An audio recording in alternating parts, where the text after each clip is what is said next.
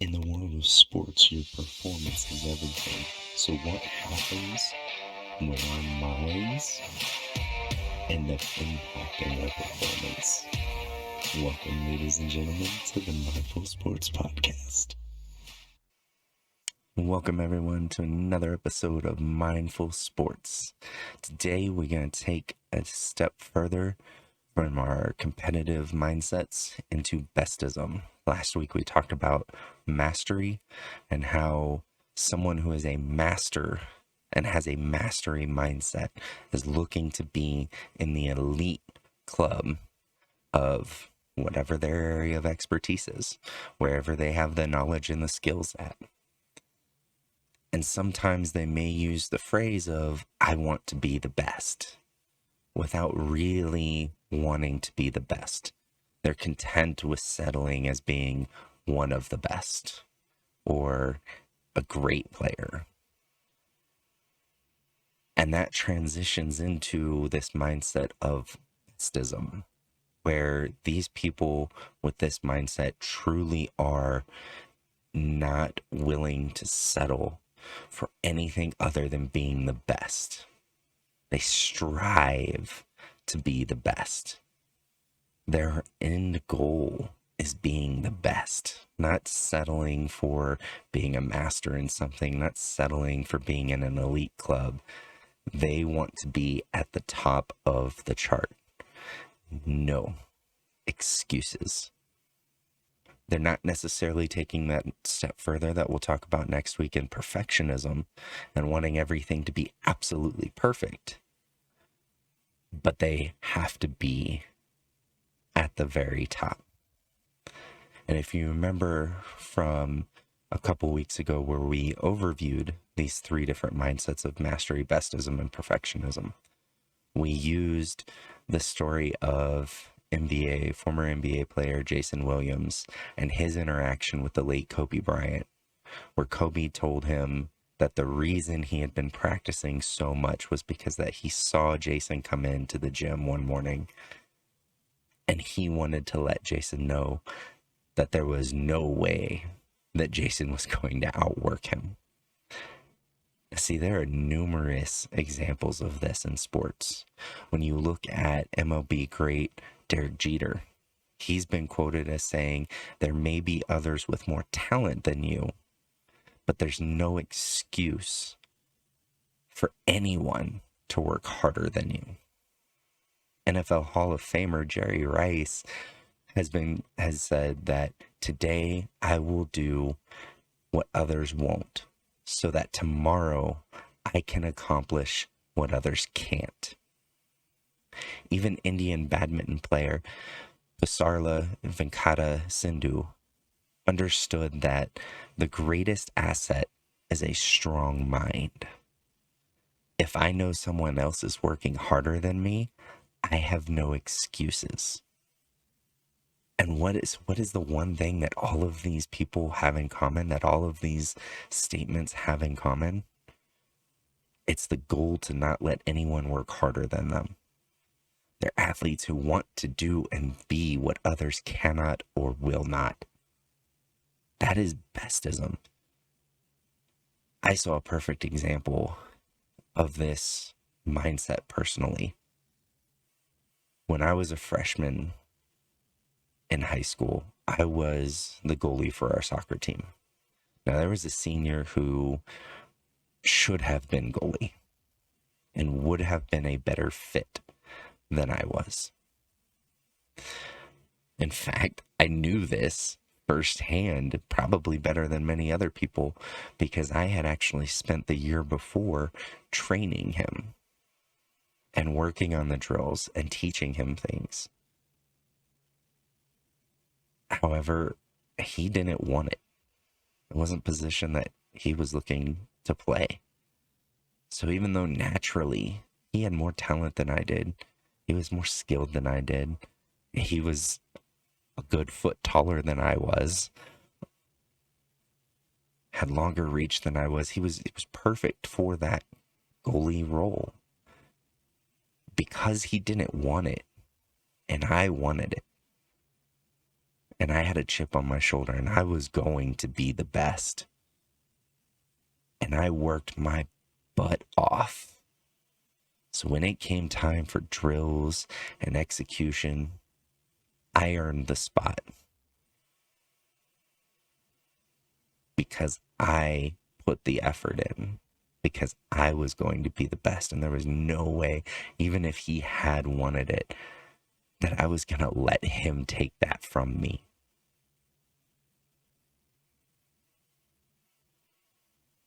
The difference between me and him was this bestism mindset. It was this, are you going to let somebody else take your spot? Are you going to let somebody else be better than you and take what you could have away? The bestism mindset can be an incredible athlete, an incredible asset for an athlete. An athlete with this mindset typically works harder. They're more focused on the goal, and they get creative with how they train. Because not everybody is going to have the same access to training as everyone else. But if you truly are seeking to be the best, there's nothing that's going to stop you from getting there.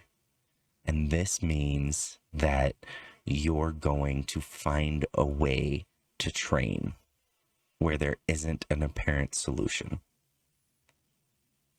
And quite frequently, all of these are going to lead to an athlete with a bestism mindset performing better than other athletes as well, because they're not content otherwise. They're not content to let somebody else outperform them. Again, they're not trying to be perfect, but they're going to make fewer mistakes. They're going to make more plays, and they're going to give more effort than somebody else who's willing to just be a master at their craft and is content with that mastery mindset of being in the elite. Referencing another prior post where we talked about grit, someone with a bestism mindset is also going to score extremely high on the grit scale, because they're going to have that passion and they're going to have that drive for extended periods of times to take what they have and be the best at it. There's a strong drive and an intrinsic motivation behind that mindset. An intrinsic motivation meaning that they're looking to themselves to be motivated, not looking to rewards or prizes or praise from other people, but they are driving themselves internally. And that is crucial for athletes. When things go wrong, you're not getting your payday, the other team is performing well, the score is getting out of hand.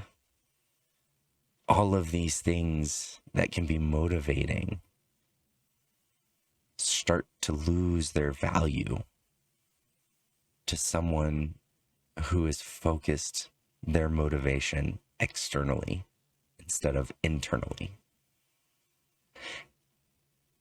Have you ever met someone who you say is a perfectionist?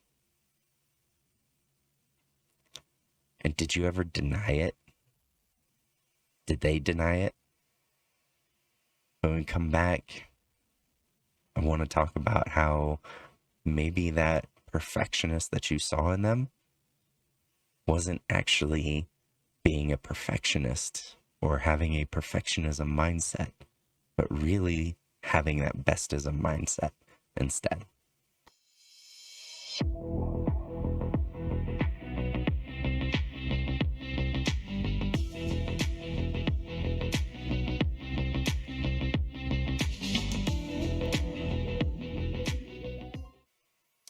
Welcome back, everyone. So, like we said before the break, we talked about more of that bestism mindset and what it can look like. And then I wanted to transition into those people that we often say are perfectionists because they want to get those details right. But maybe that isn't really the drive behind them wanting those details to be correct. Maybe they're not necessarily being a perfectionist, especially if they're denying it. This can often be someone with a bestism mindset, not a perfectionist mindset. We often will see these people that know that they're not going to get it perfect. They understand and can accept when things aren't perfect. But that doesn't mean that they're not trying to have the best outcome or have the best performance. After all, isn't perfection being the absolute best? Isn't having something that is completely flawless going to automatically make that thing the best? And this is why we can often confuse the two, especially when we're seeing them in other people, is because we see someone who is looking to be the best. But that drive and that motivation and them trying to get things right and working harder to get things perfect, even though they know and can accept that it probably won't get there, we see that as perfectionist behavior. And it's a good thing. Somebody with a bestism mindset is going to have a little bit of a perfectionist in them. They're going to have some parts of that mindset, and that's a good thing to have. Now, we'll talk next week about perfectionism itself and whether that mindset can actually be beneficial as a whole in its entirety, or whether it's better to have bits and pieces of it. But for a bestism, a person with a bestism mindset, they absolutely have a part of that perfectionist drive in them. And that makes it difficult to compare. And this is the style of conversation that I had between myself and a friend, because they asked if I was a perfectionist, and I told them no. Because I know and I understand that I'm going to make mistakes. I'm human. It happens. Perfection is an unattainable goal for us. I'm never going to be perfect. However, just because I know and understand and accept that I'm never going to be perfect doesn't mean that I'm not going to give something 200%. That I'm not going to try and be the best at it. I hate mistakes. I do everything that I can to avoid them. But at the end of the day, I can live with those mistakes and still be okay. I can live with those mistakes, especially if I was the best at what I was doing that day. I also see mistakes as a necessary evil. It's another way to differentiate between a bestism and a perfectionism mindset. Bestism mindset, you can actually welcome mistakes because they give you an opportunity to learn.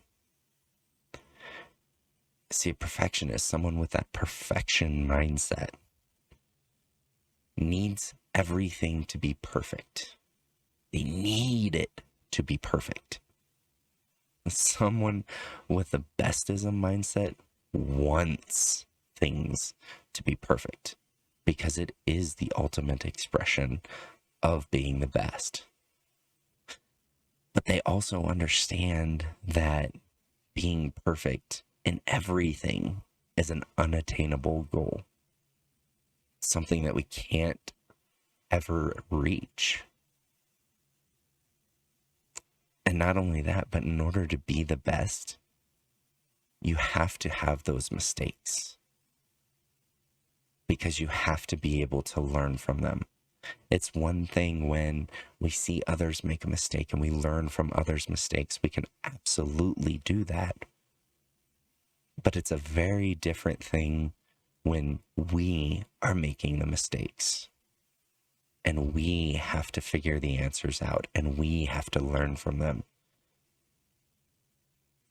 And as an athlete, you want to have that growth. When you have, especially on a professional level, film that you can go back and watch and analyze, that's the best because you can find your mistakes and find what you need to correct and improve on. It can be harder for some younger athletes because they don't have those resources. And so for them, they make a mistake and they have to remember that mistake. They have to remember that situation. And when we tell them to shove it aside and go on, they would love nothing more, but that's difficult. And that also doesn't help for them to be able to learn and overcome. It's needed to perform in that moment, but we also need them to keep tabs on that so that they can correct it.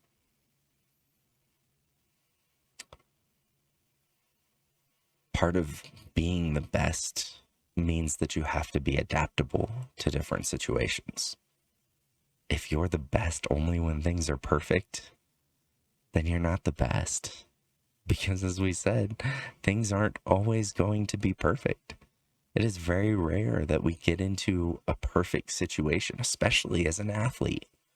There are so many things that an athlete has to account for just within a game. Weather, teammates, opponents, officials, coaches, the field conditions.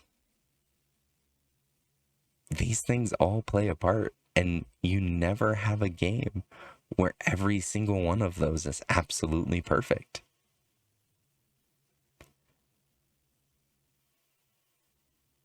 But that's part of the beauty of it. That's part of the beauty of having that bestism mindset. Because we don't have to have everything around us being the best. We're going to be the best, and we're going to make the best out of whatever situation that we're put in. So if you're only the best when it's great, awesome. Next time, try and be the best when it's not so great. Don't let somebody else outplay you just because the field was bad, just because the ref gave a bad call. You have to find a way to overcome these things if you truly are going to be the best. And that's why we're okay accepting those mistakes and looking for those ways to improve, because there will always be improvement. Just because we're the best doesn't mean we're perfect.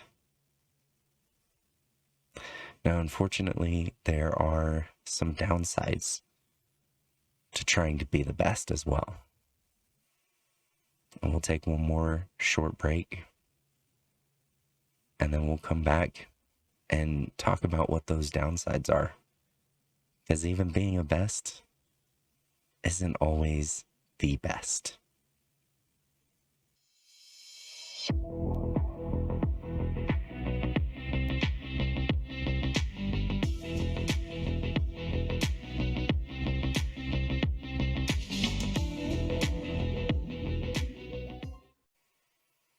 Welcome back, everyone. So in this segment, we wanted to talk about some of the downsides to being the best, to having that bestism mindset. And the first comes in what we talked about last segment, in differentiating between bestism and perfectionism. Those mindsets are so closely intertwined that it can be very easy to slip from a bestism mindset into a perfectionism mindset. And that's going to require having some really difficult conversations with yourself about your reasoning for being the best and how far you're willing to take that. Being open and honest with ourselves is something that everyone has trouble with. It's extremely difficult to do. First, because it hurts. As humans, we don't like to see our own faults. Even if we have a bestism, we don't like to see those faults just because we know that we need those mistakes to grow. It doesn't mean that we want to see them. It doesn't mean that they don't still hurt when we see them and when we make mistakes. It's painful. And that creates the second reason that these conversations with ourselves are hard. We're biased towards ourselves. We want to see ourselves in a positive light. No matter what mindset we have, we want to be a positive role model for ourselves. We want to have that positivity. Those painful mistakes aren't something that we want to see in ourselves. And so we're biased when we have these conversations because maybe we'll downplay it. Yeah, I made a bad play here, but I mean, come on, did it really affect the game? That's not something that we have to focus on or pay attention to. Oh yeah, maybe it is, because you did make the mistake. Whether it's a lapse in judgment, loss of focus, you weren't maybe motivated during that play, you still made the mistake. Sure, it didn't impact anything, but you still made the mistake. And so we can tend to downplay those, or we can also upplay our positives. Oh, well, I had more positives than I had negatives, so we're all good. We don't need to go into that. We overall, our weight and our balance of bad plays versus good plays is in favor of the good plays, so we don't need to talk about the negatives. We kind of do. And so that bias can hurt ourselves, even with a bestism mindset.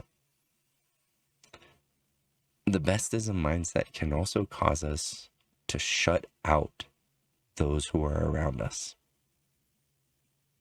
In our pursuit of being the best, we end up pushing others away. Friends, family,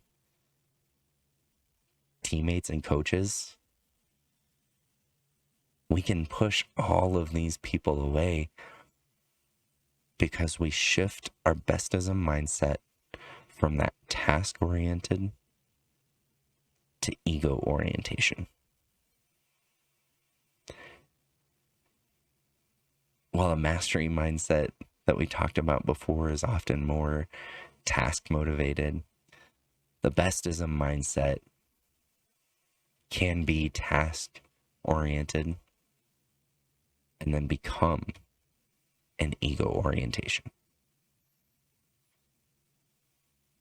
Often we start as the task we're looking to be the best. But because in order to be the best, we have to compare ourselves to others. It's kind of the goal of being the best. We start focusing on those comparisons instead of the process of being the best, instead of what we need to do to be the best. And as we compare ourselves to others, it adds a whole new layer of stress. When someone else is our measurement of success, now we've added another layer of stress, because not only are we trying to be the best, not only are we trying to take the steps that we need to be the best, but now we're stressed about where we are. And this is so true.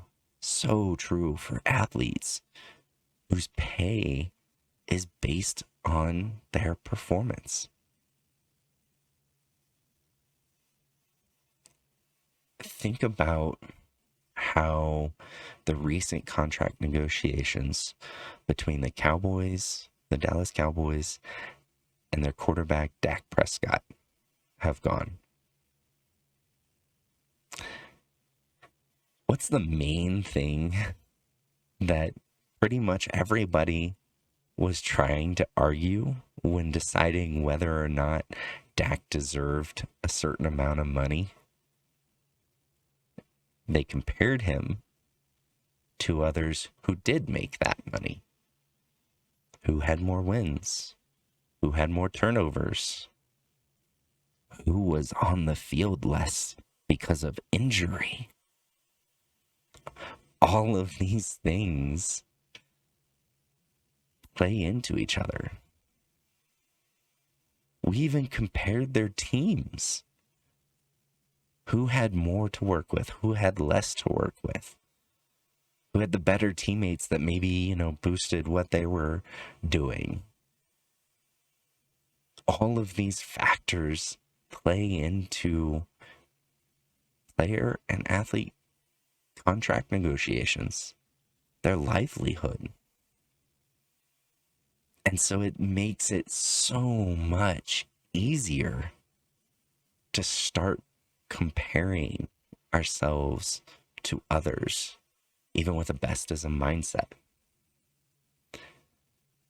And so for athletes, they're not only concerned about how they're doing, they're concerned about how their peers are doing too. And you can sit here and say, no, you focus on your play and it'll all work out and it'll all be great. That's extremely difficult for an athlete to do when their pay is not just based on their performance, but can be influenced by the performance of others as well. You think about a lot of your corporate jobs that have performance bonuses. How often do they go in and say, oh, well, you didn't do as well as this person, so you're not getting as big of a bonus? It's a performance bonus. In most cases, the performance bonus is a set amount. If there's a performance bonus, it's a 2% performance bonus or a 1% performance bonus. And if you earn the bonus, you get 1%. Now, obviously, what that 1% is will change depending on what your base pay is.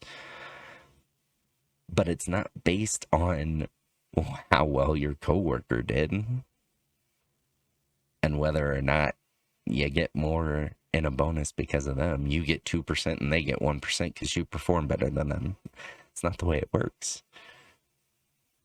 Unfortunately, it's different for athletes.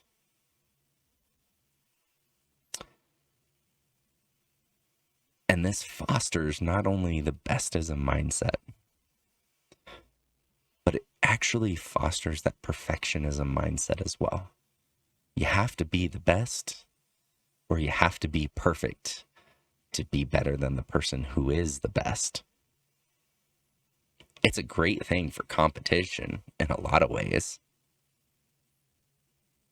But I want to leave you with a couple final thoughts and a question about this mindset. See, in my opinion, if you want to just be in the top levels of competition, then this is the mindset that you should have. You need to be able to put aside your ego at times.